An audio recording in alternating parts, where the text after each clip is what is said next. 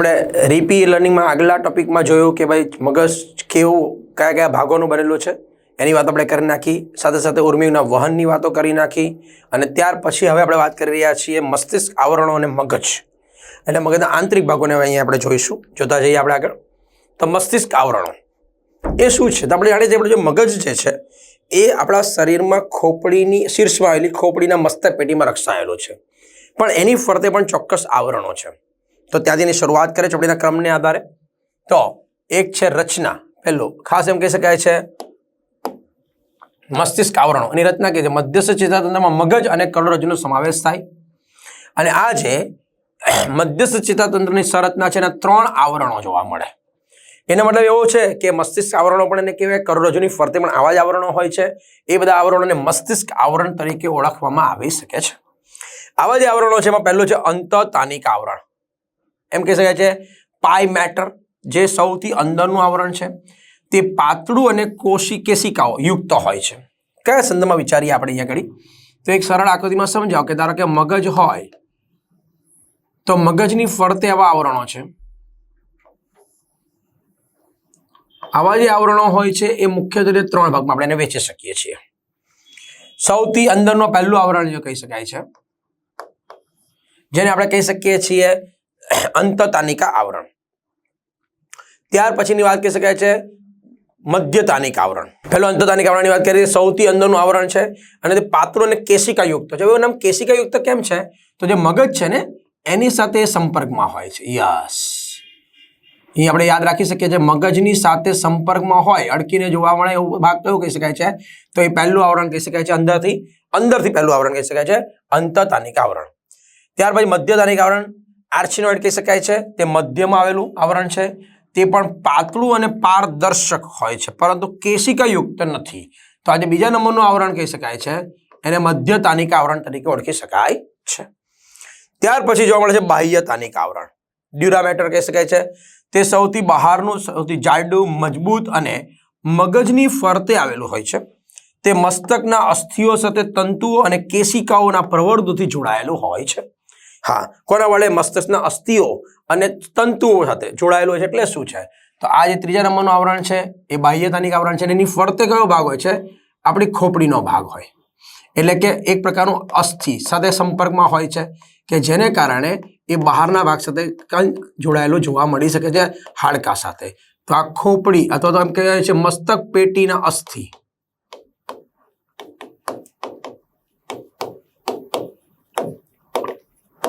જોડાયેલો કહી શકાય છે.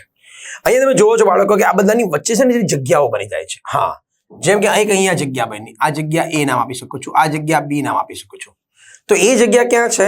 તો કે બાહ્યતાનિક આવરણ અને મધ્યતાનિક આવરણની વચ્ચે છે. હા, તો બાહ્યતાનિક આવરણ અને મધ્યતાનિક આવરણની વચ્ચે જે જગ્યા હોય છે એ જ જગ્યાને આપણે અહીંયા એ નામ આપી દઈએ. તો એ ક્યાં છે? બાહ્યતાનિકાની નીચે છે. એટલે એને કહેવાય છે અધો બાહ્ય તાનિકા અવકાશ. હા, એને અવકાશ તરીકે ઓળખી શકાય છે.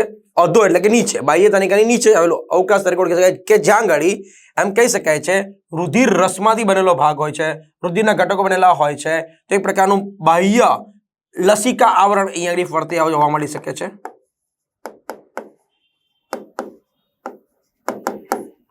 જ્યારે મધ્યતાનિક અને અંતઃતાનિક આવરણ જે છે આ જે ભાગ છે એ બીજું આવરણ છે. તો ત્યાં પણ અવકાશ છે.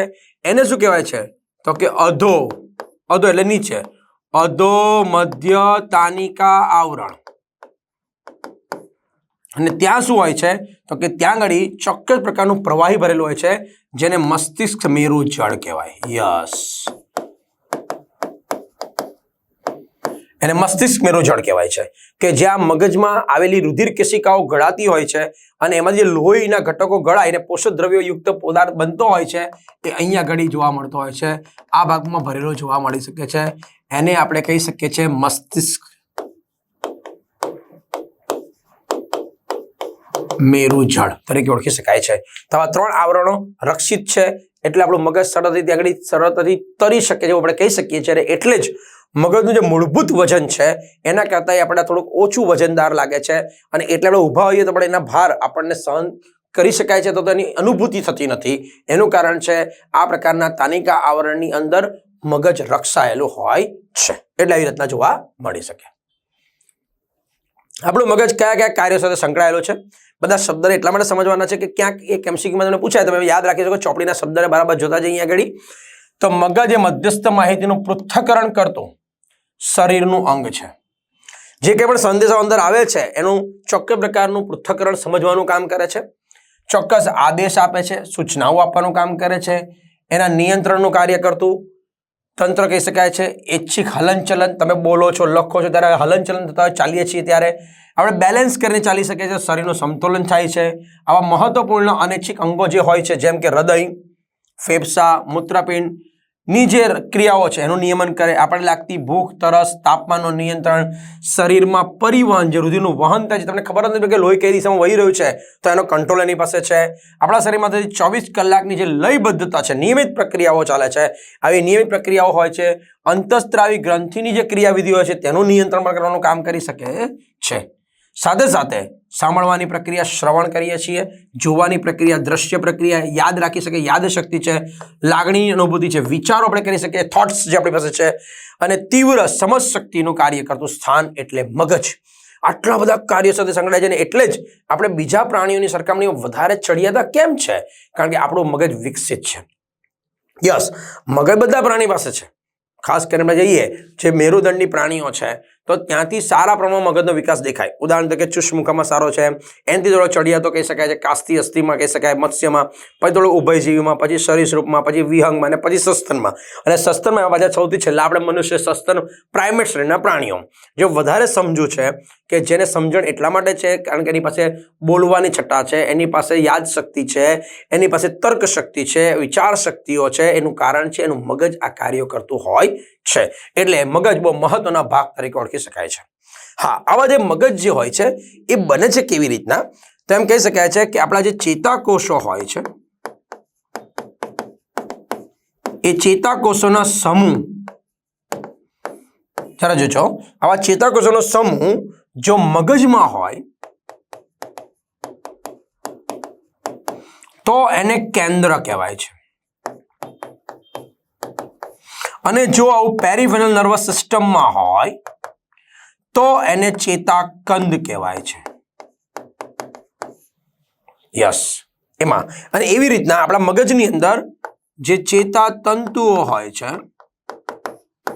એનો જે સમૂહ મગજમાં હોય તો એના માર્ગ તરીકે ઓળખી શકાય છે. અને જો આપણા PNSમાં હોય તો એ ચેતાઓ તરીકે કાર્ય કરે છે. આમ બધા કાર્યો વેચાઈ ગયેલા છે. એ રીતે અલગ અલગ શબ્દમાં ઓળખી શકાય છે, મતલબ આ રીતે યાદ રાખી શકાય છે. તો આવું મગજ આપણું જે છે તે કેવા પ્રકારના કયા કયા ભાગોનું બને છે જોતા જઈએ આપણે. તો મનુષ્યનો મગજ મુખ્ય 3 ભાગમાં વિભાજિત છે. અગ્ર મગજ ફોર બ્રેન, મધ્ય મગજ મિડ બ્રેન, પશ્ચિમ મગજ હિન્ડ બ્રેન.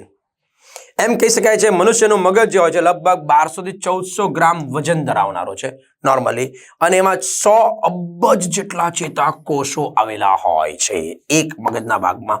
શરીરમાં આપણે જાણીએ છીએ કે ચેતાકોષની સાથે શું છે? શરીરમાં આવેલો લાંબો કોષ. હા, ચેતાકોષ આપણે આગળ વાત તો કરી જ ગયા છીએ. તો ચેતાકોષ એમ કહેવાય છે મનુષ્યના શરીરમાં આવેલો લાંબો કોષ. હા, એવું નહીં વિચારતા કે બધા જ કોષો, નોર્મલી 90 સેન્ટીમીટરના હોય. આપણે પાઠ નંબર 8માં વાત કરેલી જ છે. તો એ લાંબો કોષ તરીકે કાર્ય કરનારો છે. પહેલું છે અગ્ર મગજ. કોનો સમાવેશ થાય? તો મગજનો સૌથી મોટો ભાગ અગ્ર મગજ છે. 3 મુખ્ય વિસ્તારો છે. એક છે દ્રાણપિંડ, એક છે બૃહદ મસ્તિષ્ક ગોળાર્ધ, એક છે આંતર મસ્તિષ્ક. પહેલી વાત છે દ્રાણપિંડ. તે એક જોડમાં આવેલા નાના મગદાળ, મગની જે દાળ હોય છે એટલા આકારના હોય છે. તે નક્કર એકબીજાથી છૂટા પડેલા, થોડાક બે ભાગમાં, કારણ કે 2 હોય છે, એક જોડમાં હોય એટલા માટે ફક્ત મગજના વક્ષ ભાગમાં દેખાય. આપણે મગજના નીચેના ભાગથી જોઈ શકાય છે. અને આને કારણે સંપૂર્ણપણે બૃહદ મસ્તિષ્ક ગોળાર્ધથી એ ઢંકાયેલા હોય છે. અને એનું મૂળભૂત કાર્ય શું છે? નામ છે દ્રાણપિંડ, એટલે વાસ સંવેદી અંગ તરીકે કાર્ય કરે. બૃહદ મસ્તિષ્ક ગોળાર્ધ અથવા અગ્ર મગજનો સૌથી મોટો ભાગ, અથવા આને બીજી ભાષામાં કહી શકાય છે તો બૃહદ મસ્તિષ્ક, બૃહદ એટલે મોટું, મોટા મગજ તરીકે ઓળખી શકાય છે. તે અગ્ર મગજનો સૌથી મોટો ભાગ છે તે એકબીજા સાથે ચેતાતંતુઓની પટ્ટી દ્વારા જોડાયેલો હોય છે, જેને કેલોસમ કાય તરીકે ઓળખવામાં આવે. હા, તો એને કોર્પસ કેલોસમ કહી શકાય છે. એટલે શું? તો આપણું જે મગજ જે છે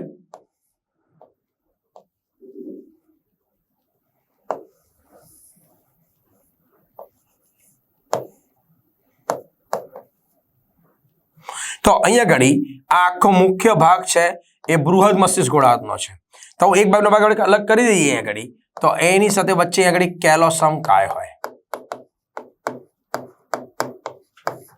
અને એના દ્વારા બે ભાગ એકબીજાના સંપર્કમાં આવેલા જોડાયેલા કહી શકાય છે. આમ બૃહદ મસ્તિષ્કના બાહ્ય સપાટીને બૃહદ મસ્તિષ્કના બાહ્યક કહેવામાં આવે છે. એટલે શું? તો આ બૃહદ મસ્તિષ્કની અંદર મુખ્ય બે વિસ્તારો હોય.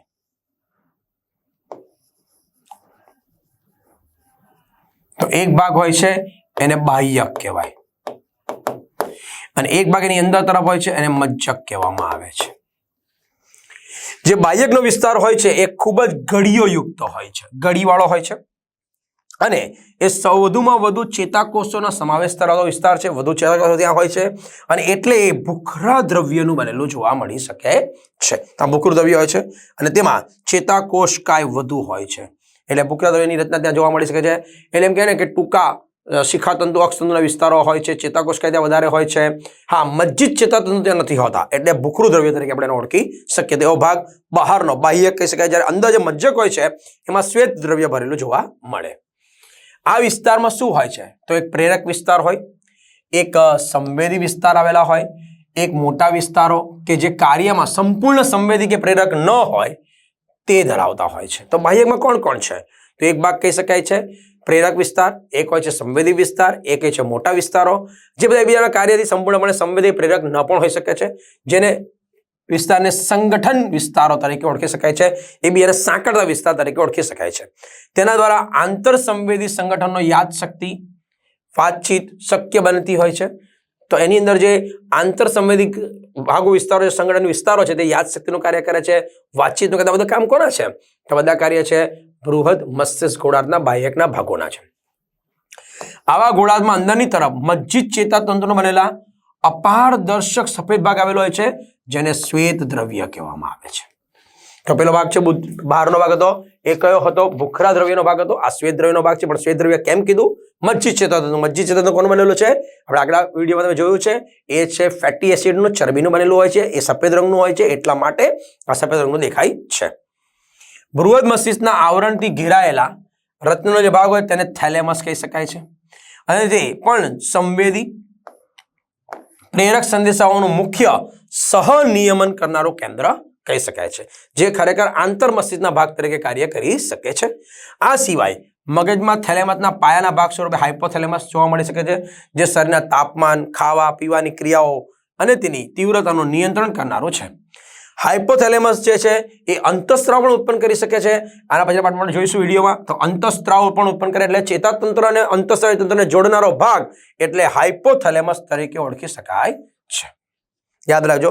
એ સિવાય બહુ મજાનો ભાગ આપણા શરીરમાં મગજની અંદર હોય છે, જેનું નામ છે લિમ્બિક ખંડ અથવા લિમ્બિક તંત્ર. એ શું છે? તો એ હાઇપોથેલેમસ. બીજું બદામ આકારનો ભૂખરા દ્રવ્યનો સમૂહ એમાઇગ્લેડા. યસ, બદામ આકારની રચના છે, ભૂખરા દ્રવ્યની બનેલો સમૂહનો જ ભાગ, એને એમાઇગ્લેડા કહેવાય. સાથે સાથે હિપ્પોકેમ્પસ નો બનેલો ભાગ કહી શકાય. આ બધા ભેગા મળે ત્યારે લિમ્બિક ખંડ અથવા લિમ્બિક તંત્ર બનતું હોય છે. હા, ભલે અહીંયા ઉલ્લેખનીય વાત નથી, પણ યાદ રાખજો બાળકો, આની અંદર હાઇપોથેલેમસની સાથે સાથે આમ કહી શકાય છે બૃહદ મસ્તિષ્કનું અગ્ર અને શંખક ખંડ પણ એની સાથે સંકળાયેલું છે, આપણે કહી શકીએ છીએ. અને આ લિમ્બિક તંત્ર શું કરે છે આપણા શરીરમાં? બહુ મહત્વનું વાક્ય સાંભળજો. એક તો જાતીય વર્તણૂક, એટલે કે જે કોઈ પણ સેક્સ્યુઅલ બિહેવિયર હોય છે આપણા દરેક વ્યક્તિના, તેના માટે જવાબદાર છે. લાગણીની પ્રતિક્રિયાઓ, કોઈ પણ પ્રકારની અનુભૂતિ થતી હોય, સંવેદનાઓ, લાગણીની, એના માટેની પ્રતિક્રિયા આપણે આપતા હોય તે લિમ્બિક તંત્રમાંથી આપીએ છીએ. જેમ કે આપણને આનંદ, ખુશી, ગુસ્સો, ભય, પ્રેરણાની નિયમન, બધું જ અનુભૂતિના ભાગો આ જગ્યા પર છે. એટલા માટે જ આ જે લિમ્બિક ખંડ છે, લિમ્બિક તંત્ર હોય છે, એને આપણું ઇમોશનલ બ્રેન કહેવામાં આવે છે. એને આપણે ઇમોશનલ બ્રેન તરીકે ઓળખીએ છીએ.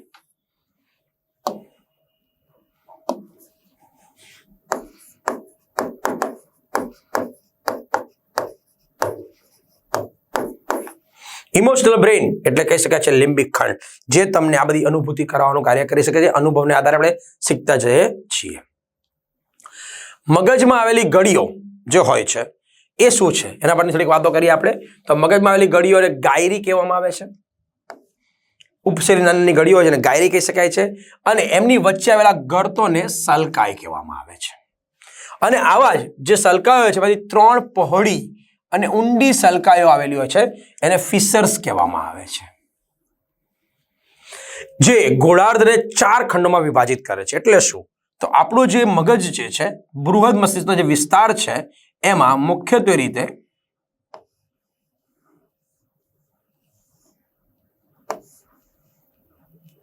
આવા 3 વિસ્તારો છે. એટલે કે મુખ્યત્વે 3 ખાંચો છે, 3 ઊંડી ખાંચો જોવા મળે.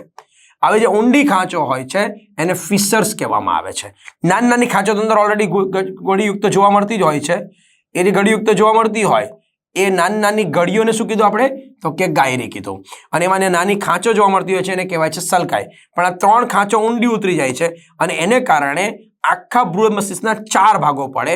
એક અગ્ર કપાલી ખંડ, એક મધ્ય કપાલી ખંડ, એક પશ્ચ કપાલી ખંડ અને એક શંખક ખંડ. એમ 4 ખંડોમાં આપણે એને વેચી શકીએ છીએ. અને આવા 4 ખંડોને ચોક્કસ કાર્યો વેચાયેલા છે.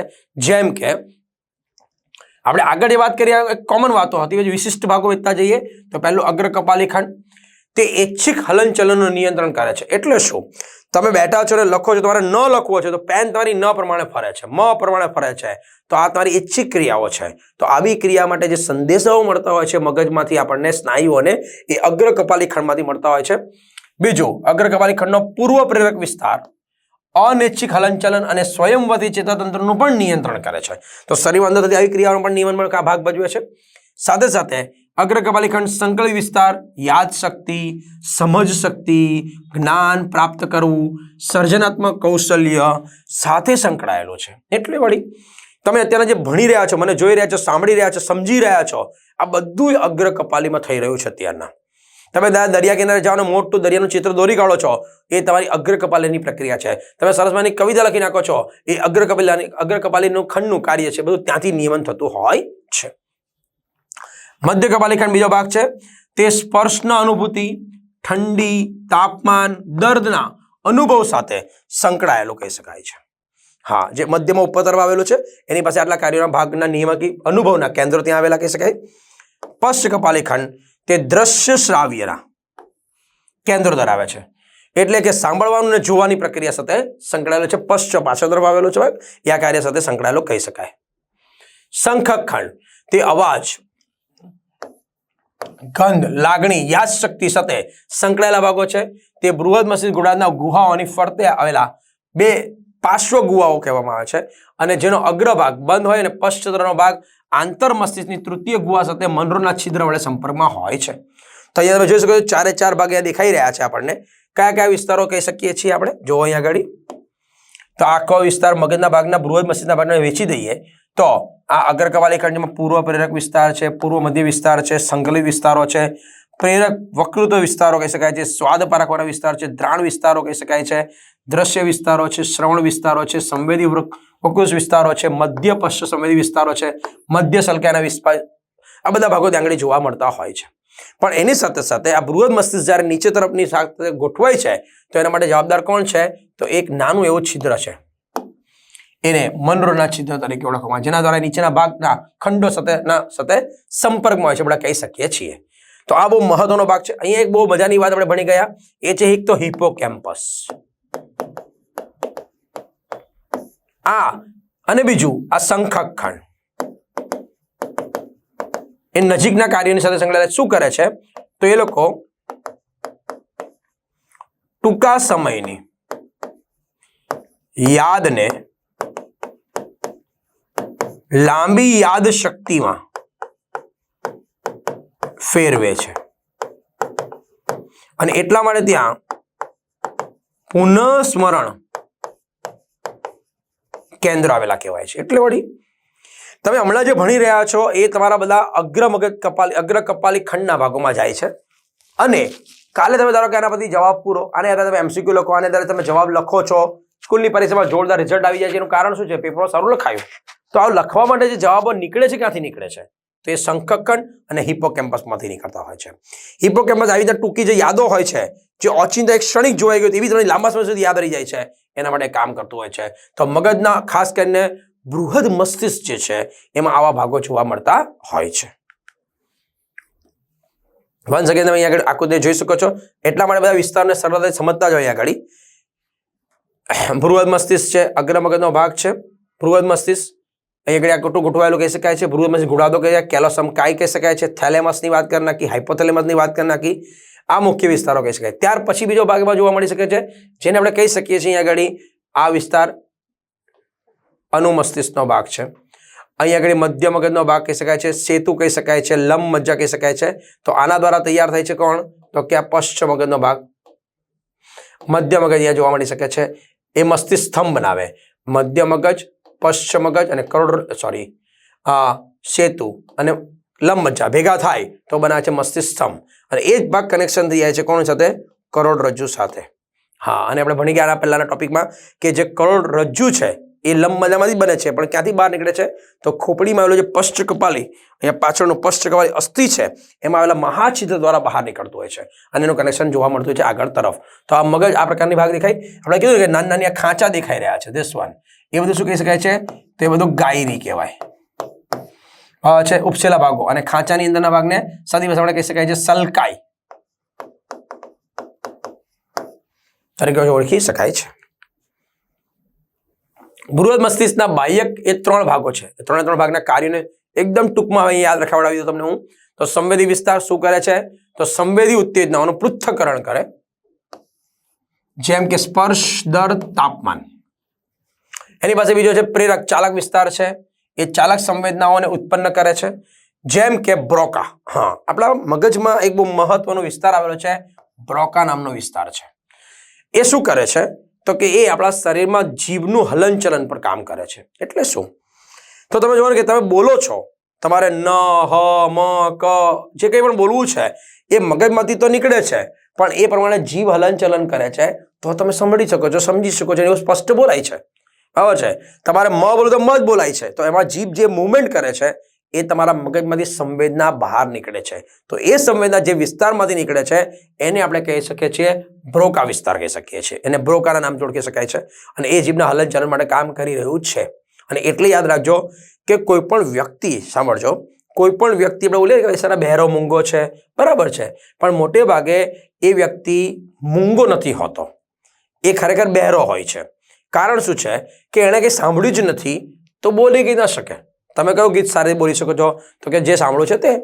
હવે તમને હું ચાઇનીઝ લેંગ્વેજમાં લખી દઉં તો તમે કંઈ સમજી શકશો ને? તો કે ના, તમને નથી આવડતું, પણ તમે કોઈ ચાઇનીઝ બોલી ગયા, તમે કહેશે સાંભળી લો કે શું કહેવામાં આવે છે, તમે બોલી શકશો. તો જે સંભળાયું છે તે બોલાય છે. એટલે વ્યક્તિ ખરેખર શું હોય છે? તો કે એનું બ્રોકા કેન્દ્ર કામ નથી કરતું હોતું. એવું નહીં, એનું મગજમાં સંવેદનાઓ સરવણની ક્રિયા નથી થતી, પરિણામે બ્રોકા કામ કરતું હોતું નથી, એટલે બોલાતી બોલાતું નથી હોતું. એના પર અસર છે. સાથે સાથે ઉપાંગો અને સ્નાયુનું હલનચલન પણ એના દ્વારા થતું હોય છે. સંકલિત સંગઠન વિસ્તાર જે વાત બની ગયા, આ મોટા વિસ્તારો છે કે જે વિશિષ્ટ કાર્ય કરે છે, જેમાં આંતર સંવેદી સંગઠનો, યાદશક્તિ અને વાતચીત માટેના જવાબદાર ભાગો આવેલા જોવા મળી શકે છે. અને હમણાં વાત કરીને કે આપણા બૃહદ મસ્તિષ્કમાં 2 ભાગો હોય છે, ભૂખરું દ્રવ્ય અને શ્વેત દ્રવ્ય. શું કામ કરે છે? તો ચેતાકોષો ચેતા અને શિખાતંતુ અને ચેતાક્ષનો બનેલો હોય છે. તે સફેદ રંગ, તેમાં રહેલા મજ્જિત ચેતાતંતુ આવેલા હોય છે. મગજમાં ભૂખરું દ્રવ્ય બહારની બાજુ પર અને કરોડરજ્જુમાં અંદરની તરફ આવેલું હોય છે, જ્યારે મગજમાં શ્વેત દ્રવ્ય અંદરની તરફ હોય છે અને કરોડરજ્જુમાં બહાર તરફ જોવા મળે છે. એટલે શું? આને આપણે ભૂખરું દ્રવ્ય એટલે ગ્રે કહી શકીએ છીએ અને શ્વેત દ્રવ્ય એટલે વ્હાઇટ કહી શકીએ છીએ. તો જરા એ સમજતા જઈએ આપણે.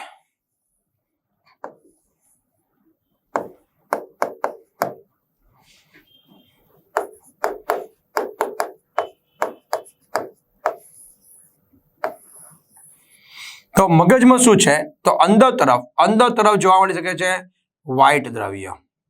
મગજમાં શ્વેત દ્રવ્ય અંદર તરફ હોય અને ભૂખરું દ્રવ્ય એટલે ગ્રે દ્રવ્ય બહાર હોય. જ્યારે કરોડરજ્જુમાં શું હોય છે?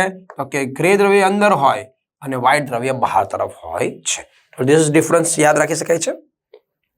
ત્યાર પછી છે આંતર મસ્તિષ્ક. થોડું ડિટેલમાં આની વાત આપણે કરશું આગળ. આંતર મસ્તિષ્ક કેવી છે? તો એ તૃતીય મસ્તિષ્કોની ફરતે આવેલો વિસ્તાર છે કે જેમાં ઉપરનો જે છતનો ભાગ છે તે બનાવે છે એપિથેલેમસ. હા, અને એને જ્યારે જમણી અને ડાબી બાજુનો પાછો ભાગ જે છે એ થેલેમસ બનાવે છે અને તળિયાનો ભાગ હોય છે તે હાઇપોથેલેમસ બનાવે છે. આમ 3 વિસ્તારો કહી શકાય છે. હા, તમે જેમ વિચારો કે ભાઈ આપણી પાસે તૃતીય મસ્તિષ્ક ગુહા છે, તો તૃતીય મસ્તિષ્ક ગુહા જે છે એમાં જે છતનો ભાગ બનેલા છે એ એપિથેલેમસ બનાવે છે, જે તળિયાનો ભાગ છે એ હાઇપોથેલેમસ બનાવે છે અને જે બંને બાજુનો પાછળનો ભાગ છે એ થેલેમસ દ્વારા બનતો હોય છે. આમ એના દ્વારા આખી રચના તૈયાર થતી હોય છે. એમાં કોઈ પણ રુધિર ખાસ કરીને એપિથેલેમસ જે વિસ્તાર છે, ઉપરનો જે વિસ્તાર જોવા મળી શકે છે, ધીસ વન, આ વિસ્તાર એપિથેલેમસ જે છે એ ચેતાપેશીનું બનેલું નથી, પણ એમાં રુધિર વાહિની યુક્ત ગળીઓનું બનેલું હોય છે. અગ્ર રુધિર કેશિકા જાળ ત્યાં આગળ જોવા મળી જાય છે. જ્યારે એપિથેલેમસની તરત પાછળ તરફ નાનો દંડ જોવા મળે અને પિનિયલ દંડ કહેવામાં આવે છે અને એમાંથી અગ્ર છેડા પાસે ગોળાકાર રચના હોય તેને પિનિયલ કાય કહેવાય અને આ પિનિયલ કાયમાંથી મેલેટોનિન નામના અંતઃસ્ત્રાવનો સ્ત્રાવ થાય છે, જે આપણા શરીરમાં જેટલી પણ પ્રક્રિયાઓ થાય છે 24 કલાક એનું નિયમન કરે છે. હાઇપોથેલેમસ મગજના વક્ષ ભાગમાં જોવા મળી જાય છે. તે દ્રષ્ટિ ચેતા આંખમાંથી નીકળતી એકબીજા પરથી પસાર થતી હોય છે, તેના ઉપરથી એવો દ્રષ્ટિ ચેતા ચોકડી આંખની હાઇપોથેલેમસ પાસે બનતી હોય છે. સાથે સાથે હાઇપોથેલેમસના અગ્ર ભાગ બનાવવાનું કામ કરે છે. આ એક નાનો ભાગ છે, લગભગ 4 ગ્રામનું વજન ધરાવનારો ભાગ કહી શકાય છે. એની ખાસિયત છે અંતઃસ્રાવી ગ્રંથિ તરીકે પણ કાર્ય કરે છે. એ પિટ્યુટરી ગ્રંથિ જે હોય છે એ હાઇપોથેલેમસ સાથે સીધી જ આંતરમસ્તિષ્ક નિવાપથી જોડાયેલી હોય છે. હા, એવું કરે છે એની સાથે જોવા મળે એટલા માટે જ આંતરમસ્તિષ્ક કે જે ગુહાને આવરી લે છે તેને તૃતીય મસ્તિષ્ક ગુહા તરીકે ઓળખી શકાય છે. જે અગ્રભાગે બૃહદ મસ્તિષ્કની પાછળ ભાગ મંડળના છિદ્ર સાથે સંપર્કમાં હોય છે. લંબ મજ્જા સાથે ચતુર્થ ગુહાના સંપર્કમાં હોય છે આખી ગુહા, અને આમ એનો મધ્યસ્થ ભાગ જોડાયેલો હોય છે આઇટર વડે, એ મધ્ય મગજ સાથે. તો આંતર મસ્તિષ્ક ઉપર તરફ કોની સાથે છે? બૃહદ મસ્તિષ્ક સાથે, અને નીચે તરફ કોની સાથે જોડાયેલો છે? મધ્ય મગજના ભાગ સાથે જોડાયેલું કહી શકીએ છીએ. એમાં હાઇપોથેલેમસ વિશિષ્ટ કાર્ય જ્યારે સમજી લઈએ આગળ, તો એ તાપમાનનું નિયંત્રણ કરે. મોસ્ટ આઈએમપી યાદ રાખી શકાય છે તમારા માટે. બીજું વર્તન, લાગણી, અંતઃસ્રાવી નિયમન, જૈવિક ઘડિયાળ, ANS ઓટોનોમસ નર્વસ સિસ્ટમ, સ્વયંવર્તી ચેતાતંત્રનું નિયંત્રણ પણ એની પાસે થાય છે. અને આપણે જાણીએ છીએ કે અંતઃસ્રાવી ચેતાતંત્રને જોડતી કડી છે. પછી આજે મધ્ય મગજ. મધ્ય મગજમાં કોનો સમાવેશ થાય છે? તો મધ્ય મગજમાં અગ્ર મગજ અને પશ્ચ મગજના પોન્સની વચ્ચે આવેલું કહી શકાય છે. એટલે ઉપર કોણ છે? અગ્ર મગજ, નીચે તરફ છે પશ્ચ મગજનો ભાગ હોય છે. આ મધ્ય મગજ ખૂબ જ નાનું અને 4 નાના ચતુષ્ખંડનું બનેલું હોય છે. કંઈક અંશે આવું જોવા મળે આપણને. તો આને આપણે મધ્ય મગજ કહીએ છીએ. આને મધ્ય મગજ કહેવાય. ઉપર અગ્ર મગજનો ભાગ છે, અહીંયા આગળ સેતુ છે. એની અંદર છે શું ખરેખર? તો કે 4 આવા પોલાણવાળી રચના છે, 4 નાના નાના ખંડો છે. એને આપણે ચતુષ્કાય ખંડો તરીકે ઓળખી શકાય છે. કોર્પરા, કોર્ટિકેવિન તરીકે ઓળખી શકાય છે. અને એની સાથે સાથે એક મસ્તિષ્ક તરલ નલિકાઓની રચના પણ ત્યાં આગળ જોવા મળી શકે છે. આમાં એક ઉપર તરફ છે, એક નીચે તરફ છે. જે ઉપર તરફ છે એ વિસ્તારને શું કહેવાય છે? એને સુપીરિયર કોલિક્યુલી. જે નીચે તરફ છે તેને ઇન્ફિરિયર કોલિક્યુલી કહેવામાં આવે છે. હવે એને શું યાદ રાખો? તો આપણે જો આંખ અને કાનની વાત સમજાવો તો આંખ સહેજ ઉપર છે, કાન સહેજ નીચે છે. આવું યાદ રાખો ચહેરા પર. તો આંખ માટેનો ભાગ ઉપર, કાન માટેનો ભાગ નીચે. તો ઉપર સુપીરિયર આંખ માટે, નીચે ઇન્ફિરિયર કાન માટે. બસ આટલું યાદ રાખો, ભૂલ પડે જ નહીં. તો ચલો તફાવત સમજી લઈએ આગળ. તો મધ્યમ સુપીરિયર કોલિક્યુલી મધ્ય મગજની ઉપર બાજુ આવેલું છે. 2 નાના ચતુષ્ખંડોનું સુપીરિયર કોલિક્યુલી કહેવાય. મધ્ય મગજની નીચે બાજુએ આવેલા 2 નાના ચતુષ્કાય ખંડોને ઇન્ફિરિયર કોલિક્યુલી કહેવાય. તે આંખો અને શીર્ષના સ્નાયુનો ઉર્મિવેગના ગ્રહણ કરવાનું કામ કરી શકે છે. તે કાન, કર્ણ અને શીર્ષના સ્નાયુના ઉર્મિવેગના ગ્રહણ કરવાનું કાર્ય કરી શકે છે. તે દ્રષ્ટિની પરાવર્તિત ક્રિયાઓનું નિયંત્રણ કરે છે. તે શ્રવણની પરાવર્તિત ક્રિયાઓનું નિયંત્રણ. એટલે શું છે? તો આપણે જે કંઈ પણ જોઈએ છીએ એના દ્વારા જે ઝડપથી પ્રક્રિયાઓ થતી પરાવર્તિત ક્રિયા માટે કોણ કામ કરે છે? સુપીરિયર કોલિક્યુલી. અને સાંભળવા માટે ઇન્ફિરિયર કોલિક્યુલી કાર્ય કરે છે. તો આટલા ભાગને આપણે કહી શકીએ છીએ મધ્ય મગજનો ભાગ. ઓકે, અને એ જ સાથે સાથે કોણ છે? તો મધ્ય મગજ આગળ સેતુ સાથે લંબ મજ્જા સાથે જોડાઈ જાય અને મસ્તિષ્ક સ્તંભ બનાવવાનું કાર્ય કરી શકે છે. બહુ મજાનું વાક્ય બોલું છું. આ મસ્તિષ્ક સ્તંભને આપણા મગજનું એમ કહી શકાય છે ઓલ્ડ બ્રેન કહેવામાં આવે. ઓલ્ડ બ્રેન છે, જૂનું મગજ કહી શકાય છે, એના વગર ચાલી શકે નહીં. એટલે વળી સર, જો બૃહદ મસ્તિષ્કમાં કંઈ ખામી થઈ તો વ્યક્તિ જીવી શકે, અનુમસ્તિષ્કમાં ખામી થઈ તો જીવી શકે, પણ જો આ બ્રેન સ્ટેમના મધ્ય મગજ, સેતુ, લંબમજ્જામાં જો ઈજા થઈ અને ત્યાં કંઈ ડેમેજ થયું તો વ્યક્તિ મૃત્યુ પામી જાય છે. એના વગર જીવી શકાતું જ નથી. એટલે જૂના મગજ તરીકે ઓળખાય છે. આ બહુ મહત્વનો ભાગ છે, યાદ રાખી શકીએ. પશ્ચ મગજમાં કોનો સમાવેશ થાય? તો એમાં આવે અનુમસ્તિષ્ક, સેતુ અને લંબમજ્જા. તો પહેલા આવે છે અનુમસ્તિષ્ક. નાનું મગજ, તે ખૂબ જ મોટું અને પૂર્ણ વિકસિત છે. તે બે મોટા પાર્શ્વ ભાગોનો બનેલો છે. તે અનુમસ્તિષ્કના ગોળાર્ધ અને નાનું વર્મિસ ધરાવે છે. એટલે શું આપણે જોયું કે આ આપણી પાસે બૃહદ મસ્તિષ્ક મધ્ય મગજ જે સેતુ છે, પોન્સ છે, તો એની તરફ અહીંયા ગાડી આપણને જોવા મળી શકે છે અનુમસ્તિષ્કની રચના આખી. તો જે અનુમસ્તિષ્ક જોવા મળી શકે છે એ અનુમસ્તિષ્કમાં શું છે તો કે બે ગોળાર્ધો છે, અનુમસ્તિષ્ક ગોળાર્ધ, અને બંનેને કનેક્ટ કરતું નાનું વર્મિસ આવેલું હોય છે. અનુમસ્તિષ્કમાં શું છે તો એક તો નક્કર અને શ્વેત દ્રવ્યની બનેલી વૃક્ષ જેવી શાખામય રચના અંદર તરફ આવેલી હોય છે, અને બહારની તરફ ગળીમય ભૂખરા દ્રવ્યનું આવરણ હોય છે. તો બહાર ભૂખરું દ્રવ્ય હોય અને અંદર શ્વેત દ્રવ્ય હોય. તો આ જે શ્વેત દ્રવ્યની રચના અંદર તરફ બનતી હોય છે એને જીવનનું વૃક્ષ એર્બોટ વાઇટા તરીકે ઓળખી શકાય છે. એ અંદર ગોઠવણી કહી શકાય છે, જે વિશિષ્ટ ભાગ છે. જીવનના વૃક્ષની શાખાઓના નામ આપી શકાય છે. હા, એક વિશિષ્ટ ભાગ હોય છે. આ જગ્યા પર આવેલા જે ચેતાકોષ હોય છે એ ચેતાકોષને પર્કિન્જે ચેતાકોષ કહેવામાં આવે છે. એને પર્કિન્જે ચેતાકોષ કહી શકાય છે. શું કામ કરે આ વિસ્તાર આપણો? તો સ્નાયુની ક્રિયા જેવી કે દોડવું, વાતચીત કરવી, ટાઈપ કરવાની પ્રક્રિયાનું નિયંત્રણ કરે છે. સાથે સાથે શરીરનું બેલેન્સ, સમતોલન કરે છે. હા, કઈ રીતે કરે છે? તો એના માટે જવાબદાર છે આપણું અંતઃકરણ. એની સાથે એટલે કાનનો અંદરનો ભાગ, અંતઃકરણ અને શરીરનું સંતુલન બંને ભેગા મળી અને શું કરતા હોય છે તો કે સમતોલન, બેલેન્સ કરવાનું કાર્ય કરાવે છે. સેતુ, પોન્સ. સેતુ શું છે? નામ જ સેતુ એટલે કે એક પ્રકારનો જોડનારો ભાગ. તો એ સેતુ એ અંડાકાર રચના છે જે મુખ્યત્વે ચેતાતંતુઓને બનેલો હોય છે, અને તે અનુમસ્તિષ્ક અને લંબમજ્જા ને જોડે છે એકબીજા સાથે, જેને પરિણામે ઉર્મિવેગનું વહન, પ્રસરણ લંબમજ્જા અને અનુમસ્તિષ્ક ગોળાર્ધ તથા બૃહદ મસ્તિષ્ક અને અનુમસ્તિષ્ક વચ્ચે કરાવે છે. એટલે શું? તો આ સેતુનું કામ શું છે? તો અહીંયા જે કંઈ પણ સંદેશા જતા હોય અનુમસ્તિષ્કમાં જાય, લંબમજ્જા તરફ જાય, અનુમસ્તિષ્કમાંથી આ ઉપર બૃહદ મસ્તિષ્કમાં જાય, તો આ બધાને કનેક્શન કરવાનું કામ સેતુનું છે. હા, અને આપણે બીજી ભાષામાં વેલોરીનો સેતુ પણ કહીએ છીએ. યસ, વેલોરીનો સેતુ તે આ જ છે જે નાના ધોરણમાં તમે ભણીને આવ્યા છો. એ વેલોરીનો સેતુ એ જ આ સેતુ કહી શકાય છે. લંબમજ્જા એ પિરામિડ આકારનો મગજના પશ્ચ ભાગમાં આવેલો વિસ્તાર કહી શકાય છે, જે કરોડરજ્જુને જોડતા ભાગ છે. તે ચતુર્થ ગુહાની ફરતે આવેલો છે આખો, અને આ ગુહામાં ખૂબ જ પાતળા એવા બિનચેતાકીય, અહીંયા આગળ પણ એક રુધિર કેશિકાનું આખું જાડું હોય છે, એને પશ્ચ રુધિર કેશિકા જાળ કહે. ઉપર અગ્ર રુધિર કેશિકા જાળ હતું. શું કાર્ય કરે છે લંબમજ્જા આપણા?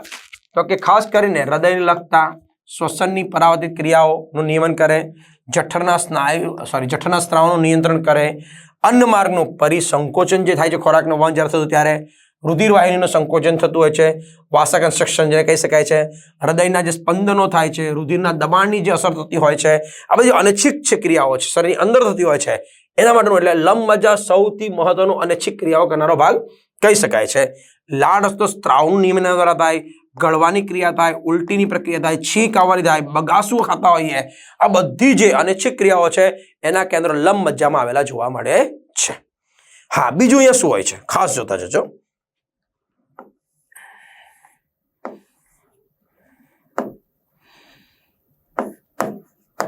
આપણે એને કહીશું મધ્ય મગજ, અને કહીશું સેતુ, અને કહીશું લંબમજ્જા. તો આની પાસે ચોક્કસ પ્રકારના કેન્દ્રો છે, અને એ ભેગા મળીને જારાકાર તંત્ર બનાવે છે. એને કહેવાય છે રેટિક્યુલમ સિસ્ટમ. રેટિક્યુલમ સિસ્ટમ બનાવવાનું કામ થાય છે, જાલાકાર તંત્ર. અને આ જાલાકાર તંત્ર શું કરે છે તો કે એ આપણા શરીરમાં જાગૃતિ, નીંદ એટલે ઊંઘની ક્રિયા,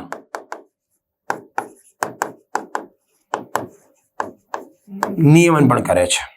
હા, આપણને જે કંઈ પણ સંદેશો ઊંઘવા માટેના, આરામ કરવાના મળતા હોય છે સૂચના, એના માટે આપણા જાલાકાર તંત્ર કામ કરતું હોય છે. અને એ આવા લંબ મજ્જા સાથે સ્પોન્સમાં, સેતુમાં આવેલું જોવા મળે બધા ભાગો દ્વારા. તો બીજું તંત્ર એક યાદ રાખી શકાય. તો બે અંદર તંત્ર બન્યા છે મગજમાં, એક લિમ્બિક તંત્ર, એક જાલાકાર તંત્ર. Okay done. ત્યાં આગળ મગજના બધા ભાગોની માહિતી આપણને મળી ગઈ.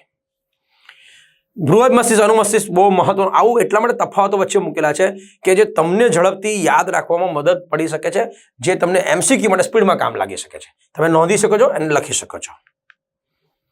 પરિઘવર્તી ચેતાતંત્ર, બીજું જોડે છે PNS, પેરિફેરલ નર્વસ સિસ્ટમ. તો એમાં શું છે તો પહેલા મુખ્ય જોવા મળે પરિઘવર્તી ચેતાતંત્રમાં, તો માનવ જાતિમાં મસ્તિષ્ક ચેતાઓ 12 જોડ છે. 12 જોડ મસ્તિષ્ક ચેતાઓ છે, જે પૈકી 10 મસ્તિષ્ક સ્તંભમાંથી નીકળે છે. યસ, 10 મસ્તિષ્ક સ્તંભમાંથી નીકળતી હોય છે. તેઓ મસ્તિષ્ક ગુહામાંથી ખોપડીના નાના છિદ્ર ફોમેનિયા દ્વારા નીકળી અને તેમના ચોક્કસ સ્થાન સુધી લંબાઈ જતી હોય છે.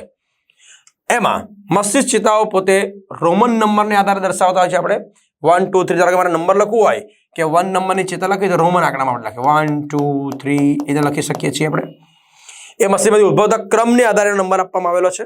આવી ચેતાઓ જે હોય છે એ મુખ્યત્વે રીતે ચોક્કસ પ્રકારના મસ્તિષ્ક ચેતાક્ષો ધરાવતા હોય છે, સંવેદી અથવા તો પ્રેરક પ્રકારના. એને આધારે ભાગલા પાડી શકીએ છીએ. એક છે મિશ્ર મસ્તિષ્ક ચેતા, બીજી છે સંવેદી મસ્તિષ્ક ચેતાઓ, ત્રીજી છે ચાલક મસ્તિષ્ક ચેતાઓ. જેમ કે મિશ્ર કે જેની પાસે સંવેદી અને ચાલક બંને પ્રકારના ચેતાકોષીય અક્ષતંતુઓ જોવા મળી શકે છે. સંવેદીમાં સંવેદી અક્ષતંતુઓ હોય છે અને ચાલકમાં મુખ્યત્વે ચેતાક્ષ બનેલા હોય છે, ચાલક પ્રકારના જોવા મળી શકે છે. તો એની અંદર કયા કયા ક્રમ છે તો આપણા માટે સિમ્પલ યાદ રાખી આગળ પણ એકવાર આપણે જોઈ ગયા. સંવેદી મસ્તિષ્ક ચેતાઓ કઈ છે તો 128, પહેલો નંબર, બીજો નંબર, 8મો નંબર. જે ચાલક પ્રેરક ચેતાઓ જે છે એ 346, 11 અને 12 છે. ત્રીજો નંબર, ચોથો નંબર, છઠ્ઠો નંબર, 11 નંબર ને 12 નંબર.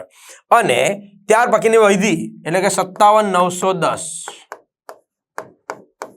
એ કેવી કહી શકાય છે તો કે આપણામાં જોવા મળતી મિશ્ર ચેતાઓ તરીકે ઓળખી શકાય છે. કઈ મગજની મસ્તિષ્ક ચેતાઓ તરીકે. બાકી કરોડો ચેતાઓ બધી મિશ્ર પ્રકારની કહી શકાય છે. તો આ એક ચાર્ટ છે, એમાંથી વધારે કામનું કયું છે તમારા માટે એને ખાસ ધ્યાન રાખીએ. તો એક તો પહેલો નંબર 1 દ્રાણ ચેતા એટલા માટે મોડે કરવાની કે આપણે ભણીએ છીએ નાસિકામાં જોવા મળી શકે છે, એ દ્રાણ સાથે સંકળાયેલી સંવેદી છે. બીજો નંબર દ્રષ્ટિ ચેતા, આંખ સાથે સંકળાયેલી છે, આંખનો નેત્રપટલ સાથે અને દ્રષ્ટિનું કાર્ય સાથે સંકળાયેલી છે. 128 તમને એવું મોડે કરાવી દેલું છે. તો 8મો નંબર તો અહીંયા છે કર્ણ ચેતા, કાનમાંની ચેતા, એ સંવેદી ચેતા કહેવાય. એ અંતઃકર્ણના સંપર્કમાં હોય છે અને શ્રવણ સંતુલનનું કાર્ય કરે. આ કમ્પલસરી યાદ રાખો. ત્યાર પછી આ 10મો નંબર યાદ રાખો, વેગસ ચેતા. એ મિશ્ર ચેતા કહી શકાય છે, જે કંઠનળી, સ્વરદંડ, ફેફસા, આંતરડા, હૃદય, અન્નનળી, જઠર બધાના સંપર્કમાં હોય છે અને પરિણામે પાચક અંગો ઉત્તેજિત કરવા, અવાજની ઉત્પત્તિ, શ્વાસોશ્વાસની પ્રતિક્રિયાઓ સાથે સાથે આંતરડાનું પરિસંકોચન, ગળવું, જઠર ગ્રંથિનો સ્ત્રાવ કરાવડાવો, હૃદયના ધબકારાનું અવરોધન કરવું, આ બધું આ 10મા નંબરની ચેતા કરે છે. આ કમ્પલસરી આટલી ચેતાના નામ યાદ રાખો, બાકીના તમે સમજો કોઈ વાંધો નથી. તો અહીંયા આગળ આપણે વાત કરી દીધી છે મનુષ્યના મગજની, બરાબર છે, અને એમાં મુખ્ય વાત કરી છે PNSની તરીકેની રચનાઓ. એમાં એક વાત કરી છે મસ્તિષ્ક ચેતાઓની. પછીના ટોપિકમાં આપણે કરોડરજ્જુ ચેતાઓ અને એના વિશેની માહિતીઓ લઈશું.